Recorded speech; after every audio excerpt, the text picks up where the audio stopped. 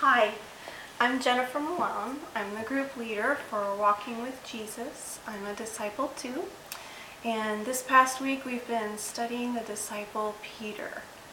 Now, Peter had many instances in the Bible, over 181, and I couldn't talk about all of them, obviously, or we'd be here all day. So I thought that I would talk about what I liked about Peter. And the thing that jumps out the most to me is his love for Jesus, his zeal, his passion for Jesus, his intensity of emotion for Jesus. He made a lot of mistakes along the way, but he was never lukewarm or cold. He was always in love with Jesus. And it inspires me because I make a lot of missteps, a lot of mistakes in my life. But I know that I love Jesus. And I know he loves this about me. And it's inspiring to me. So, instead of trying to tell you everything about Peter, I'm just going to talk about one particular story that's about Peter. And it's in John chapter 21. Now, in John chapter 21, it starts out at the Sea of Tiberias. So I wanted to tell you a little bit about Sea of Tiberias. It's known by other names as well. You may know it as the Sea of Galilee or Lake of Gennesaret. I got here it is, a map that you cannot see, but I'm going to try to send it to you in email. And on the northern part of Israel is this big freshwater lake up here. It's called a sea, but it's actually a freshwater lake. And it has some unique characteristics that I want to tell you about. It's approximately 13 miles long and 7 miles wide at its widest point. And 3 of its sides are surrounded by mountains, and the 4th not. And the mountains go up as high as 1,500 feet.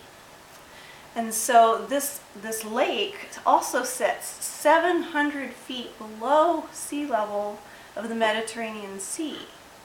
And so you have these higher mountains, and it's setting 700 feet below the Mediterranean Sea. These cool winds come off the mountains. They hit the warm air down on the sea, and they mix up, and suddenly this peaceful, placid lake can turn violent. And some of those violent storms were documented in the Bible, one of which is when Peter calmed the storm. He was asleep in the boat, and they woke him up. "Do you even care?" He cares. But he's not ruffled by the things that we're ruffled by because he knows he's God. But anyway, that happened on this lake. It was a storm that the disciples were in, that Jesus was not with them, and he walked out to them. And in the storm, he was walking on the water. Another big story in the Bible, the same place.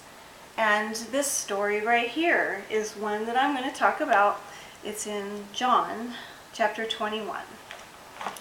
So, this is, Jesus has already been crucified at this point. He was laid in the tomb. 3 days later, he was risen alive again. And he's already appeared to the disciples a couple times in his resurrected body. Now, this is the 3rd time that he's appeared to them. So, afterward, Jesus appeared again to his disciples by the Sea of Tiberias. There was 7 of them, Simon Peter, and then it lists some other disciples that were with him. They had been fishing all night, and when they came up in the morning, they still had caught nothing. But someone called to them from the shore, "Have you caught anything?" "No, we haven't." That time they didn't recognize it was Jesus on the shore calling to them. And so this person on the shore, being Jesus, said, "If you'll cast your net on the right side, try that. You may catch something." Well, if God tells you to do something, you're probably going to catch something. So they dropped their nets and got a huge amount of fish, 153 in fact. But anyway, it was while they were pulling in the fish that the disciple whom Jesus loved, that's what he's called, said to Peter, "It's the Lord." And that's all he had to say. And what did Peter do? He grabbed his piece of clothing and boom, jumped in the water. I mean, he's only far enough away that they're in yelling distance to begin with. He's not that far from the shore. But he can't wait. He can't wait to steer the boat in to come to Jesus. He's out of the boat. He just jumps into the water. Because wherever Jesus was, that's where Peter wanted to be. So that is my example of what I think personified Peter. No matter what, he just jumped into the water. He wanted to be wherever God was. And now that's a characteristic that I want to be found in me. No matter how foolish I may look to somebody else, by jumping out of a perfectly good boat into the water so I could be closer to my God, I want to be that person that jumps out of the boat and just makes a beeline for Jesus. So, anyway, when he got to the shore, he did help them bring in the fish as they got closer, but he didn't wait for the boat to come in. The rest of the disciples stayed in the boat, which is perfectly fine, but not Peter. He had to be right there. So that is what I wanted to tell you about Peter today.